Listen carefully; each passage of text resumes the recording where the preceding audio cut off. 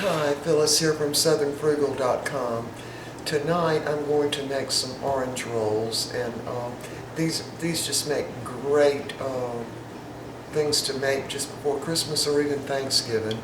And this recipe is probably going to make about 27 rolls, and they're going to be orange rolls. So I'm going to have to grate some orange rind, and but first of all we want to get our rolls going here.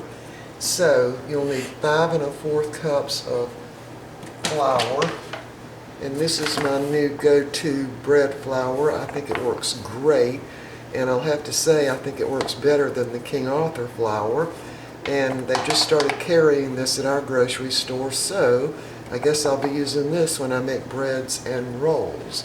So it's the gold medal better for bread flour, and I'll have to agree it is better. So again, 5 1/4 cups. You'll need 1 cup of scalded milk. Now, I scald mine, this is a 2-cup measuring cup, and I scald mine in the microwave, and it takes about 2 minutes to scald it in my microwave. But what you want to look for, can you see the little skim on top of it? What you want to do is have it in your microwave till it starts just barely bubbling right around the edge, and you'll see a skim form on the top. Now the reason you do that, because this is 1 cup of whole milk, is to kill the enzymes in the milk. Otherwise the enzymes will kill the yeast. You'll need 1/4 cup of butter, and that's just 1/2 of a stick. So 1/4 butter, 1/4 cup of just plain sugar, and 1 teaspoon of salt. So what I'm going to do is go ahead and put the butter into the hot milk, and that'll help cool it off, because this milk needs to be no more than 110 degrees, so it needs to be pretty much like lukewarm. I'm going to also go ahead and add the 1/4 cup of sugar, and also 1 teaspoon of salt. I'm going to go ahead and add that in also. And now to speed up this process, what I like to do is, first of all, I like to go ahead and let the butter get melted. And by the way, what y'all hear in the background is my dishwasher running. Sorry, I didn't realize it was running when I started recording. Anyway, you're going to just keep stirring that and get that butter dissolved in that hot milk, really. So now the next thing you want to do is 1/2 cup of water. Now I use filtered water because the chlorine also is not good for the yeast. So you want to try to use, bottled water that doesn't contain chlorine would be better. So it's 1/2 cup, and you want that at about 110 degrees. And I usually just pop it in the microwave until it reaches the right temperature, which is usually maybe 30 seconds. So to the water I'm going to add 2 heaping teaspoons of active dry yeast, and I get mine in bulk, but if you bought yours in the store in those little packets, you could just use 2. So I'm going to dump that in and get that dissolved.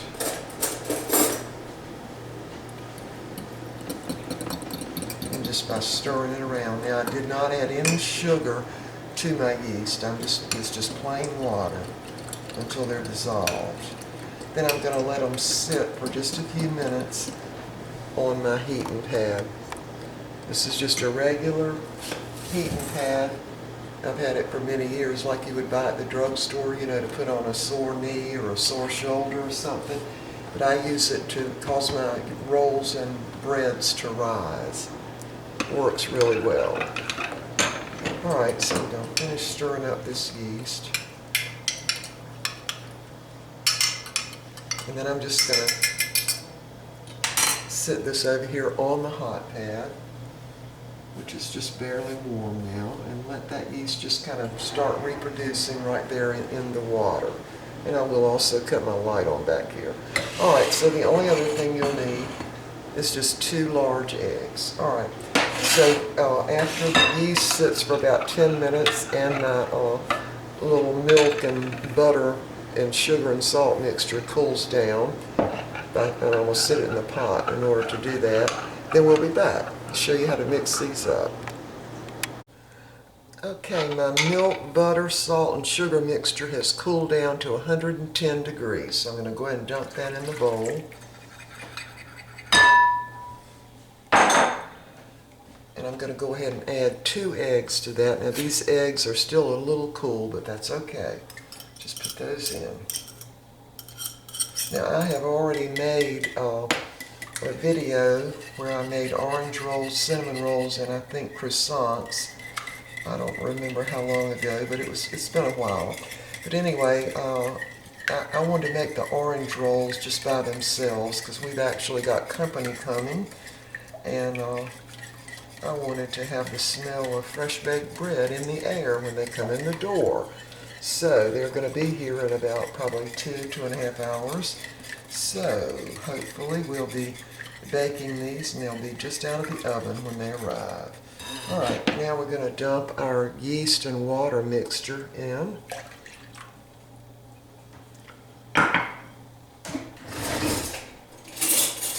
And now to this, we're going to start adding the flour. And again, the flour was 5 1/4 cups.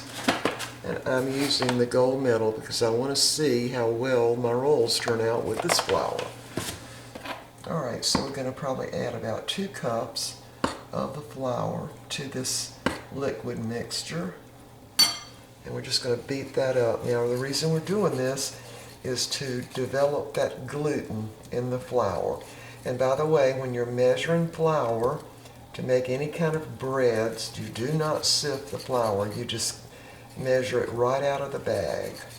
That's the way almost all recipes are that are for breads.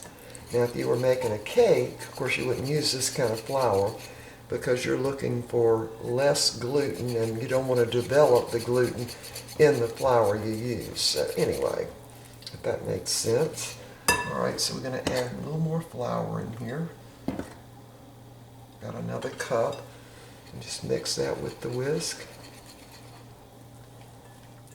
Now it'll get hard to mix it with the whisk, so then I'll be dumping the flour in and mixing it up with my hands. Now your hands are warm, of course, and the yeast like the warmth of your hands, so that's why it's really better to go ahead and mix it with your hands instead of trying to use one of those mixers that kneads it for you. You're a lot better off using your hands. Alright, now we're ready to add the rest of the flour. And I'm going to use my hands and we're going to be kneading this for about 8 to 10 minutes once we get it mixed up. So I'm going to go ahead and add probably another cup, actually about 2.5 cups into this mixture. And just go ahead and stick your hands in it. Now this mixture feels warm to my hands, which is good. Just mix it in and keep adding that flour. And what we're looking for is we are wanting all this dough to come together in kind of a big ball. That's what we're looking for. And about another cup in there. And I'm squishing it with my hands like that, and I'm turning it as I'm doing that. And that's not kneading, but that gets it mixed up pretty quick. Alright, we're ready for more flour. My experience with this recipe and using the gold medal better for bread flour is it uses exactly 5 1/4 cups. Alright, see how it's all come together now? So I'm ready to start kneading now. Now when you're kneading, you're developing the gluten, and the gluten is what holds those little air bubbles in there that are produced by the yeast. And it really, I don't know if you've ever noticed it or not, but if you're making yeast bread, when you take the cover off of it to finish, making it into whatever recipe, it smells like alcohol, because that's what they produce. So, alright, so to knead it, again, you're stretching it, and you really want to bowl that's rounded. That really works better for me than like putting it out on a board and kneading it. And I usually go to the sink because the sink is lower and it makes it easier to knead it that way.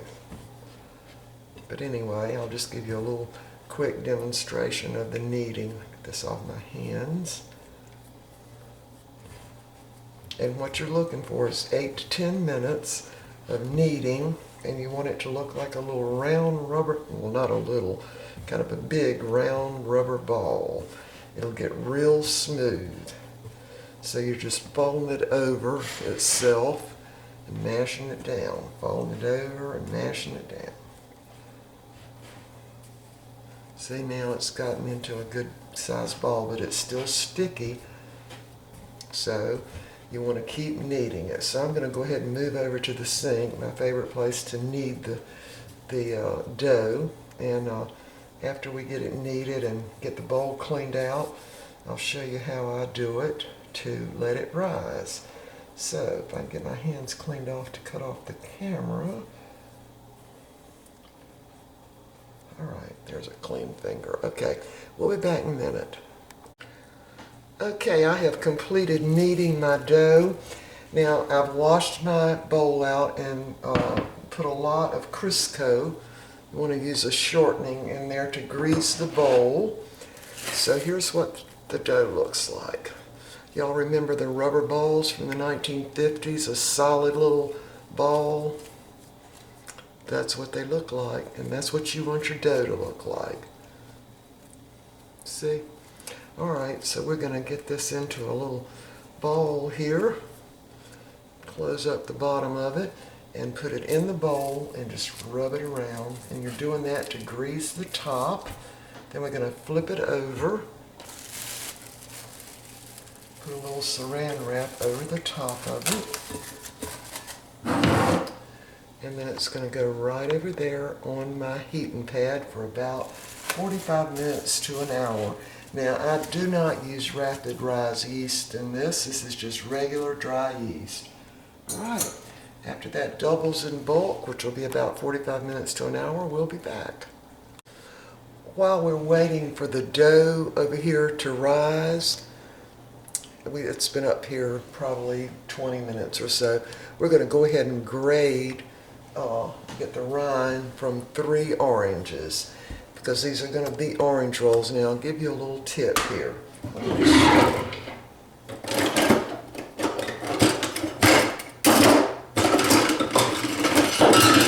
Here we go. This makes the rind in too big of pieces. I mean, this would be more like orange zest, really, but this is orange zest too, made on this side of the grater. It grades it much, much finer.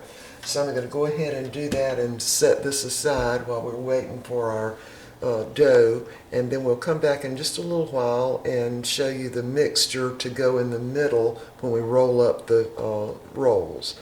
Alright, so we'll be back in just a minute. Alright, we've got our oranges, the peeling grated. And so I'm going to go ahead and dump that in a little bowl, because we're going to go ahead while our dough is rising and go ahead and make the little inside part that's going to go in these little orange rolls. Alright, so since I've got my grater out, I'm going to go ahead and grate 1 stick of butter. And of course it's plenty cold, so I'm just going to go ahead and grate that. Get it down into little chunks.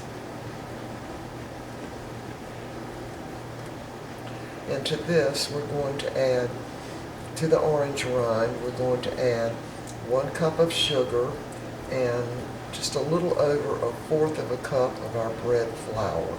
I'm just going to mix that all in, and that's going to be the inside part of our orange rolls. And we are going to make a little icing to go on them, or a little sauce, maybe. But anyway, we want to make sure that they're good and moist. And we want to make sure that they really taste like orange. Alright, that's probably good enough. I can just cut the rest of this up a little bit.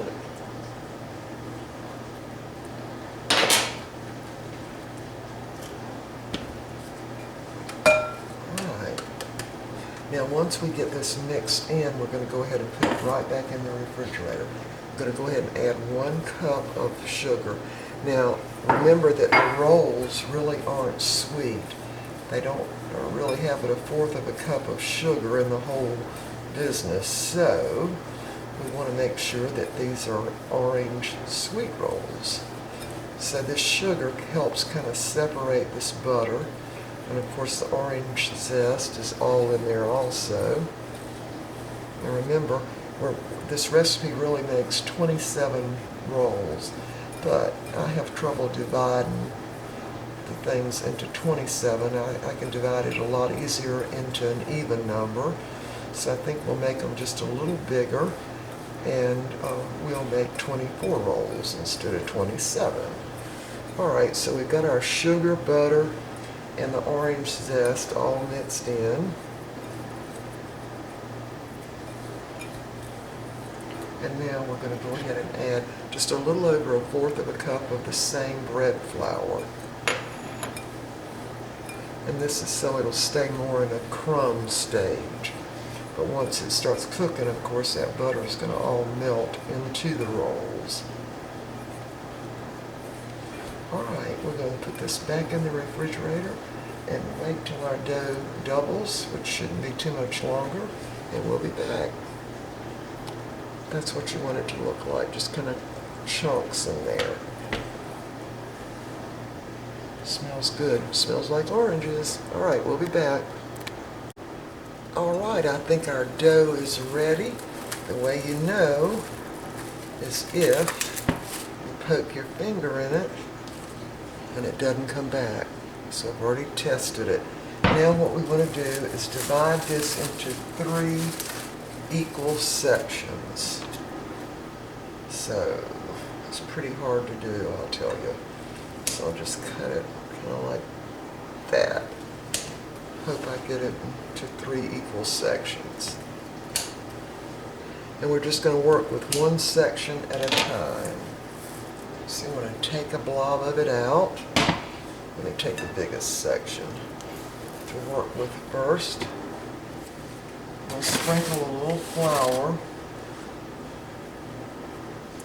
down, and then I'm going to press it out in sort of an oblong shape.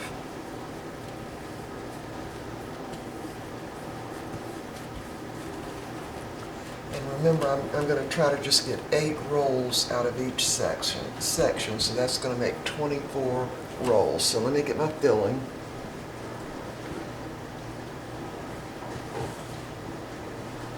Alright, so here's the filling we made earlier. I want to use 1/3 of that filling also. So I'm also going to divide this up into 3 sort of equal sections, so that way I know how much to use. So that looks about right. Just going to go ahead and put that right over the dough. Spread it out sort of evenly. And then all you need to do is just mash it down and roll it up.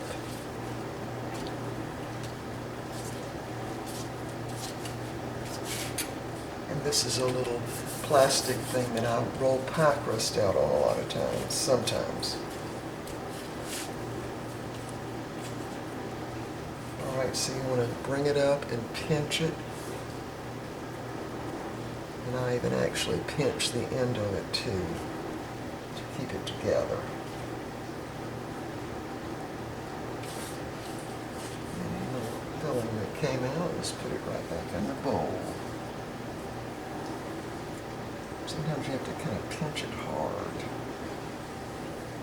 Alright, now I want it to make 8 rolls, so what I'm going to do is try to push the ends in a little bit. And this is why I'm doing 8 instead of 9, because it's just easier. So you want to, I use scissors, just divide it in half again, and then divide those in half. So that way your rolls are sort of somewhat equal. Then I just take my scissors, and that's one of the reasons I use this plastic sheet, just cut all the way through. some people use dental floss for this, but for me, I find the scissors are easier. Alright, I've got my pan greased again. I used Crisco, and I'm knowing that I'm going to have 25, just get them rounded out. I mean, not 25, excuse me, 24. Just going to place them on the little baking sheet, and this is, I guess, a 9 by 15, I think.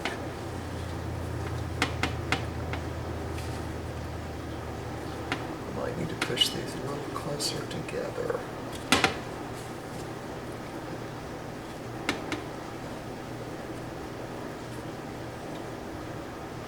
Alright, we're going to go ahead and do the other two sections, and, well, why don't I do one more section and let you watch. Alright, we're just going to mash it out into somewhat of an oblong shape.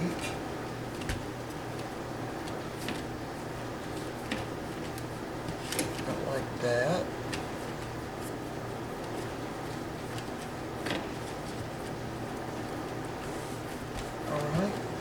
Put the other third of the butter, flour, and orange rind mixture on it.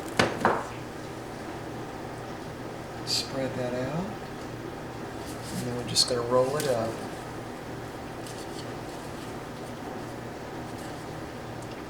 Trying to keep your mixture in there as much as you can. I think I got a little more mixture in this one. Just bring that up and around. See what I'm doing? Bring it up and around and pinch it together. Pinch the ends together too. And any extra, just put it back in the bowl. Alright. I'm going to mash my ends in because I don't like the end to turn out to be just a really small one. So once again, I'm going to divide it in half, then go half of that half, and then half of that one. 1, 2, 3, 4, 5, 6, 7, 8. Alright, just clip it with your scissors. And these are just regular sewing scissors from Walmart.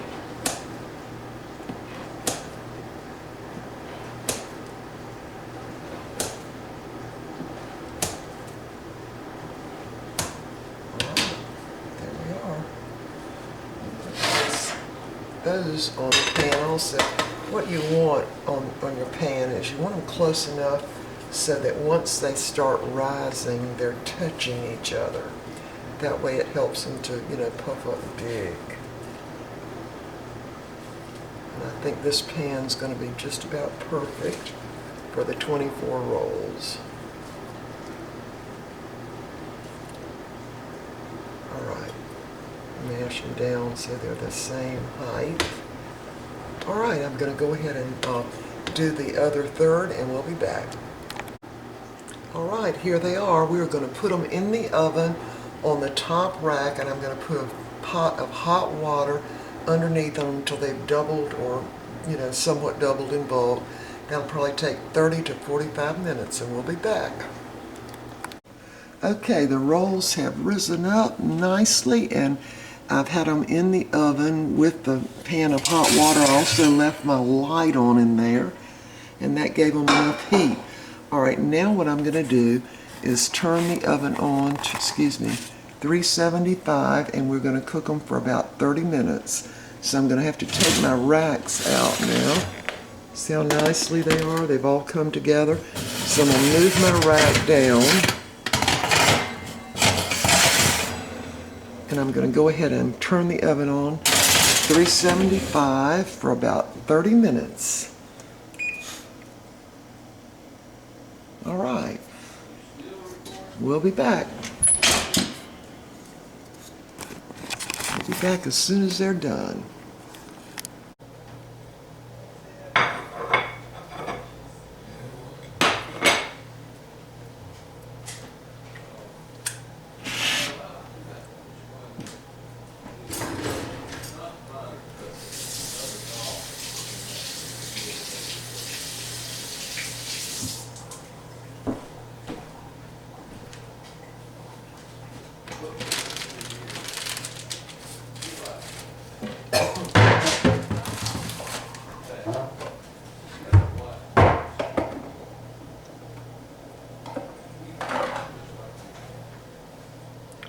Sorry, I had that thing on. Sorry.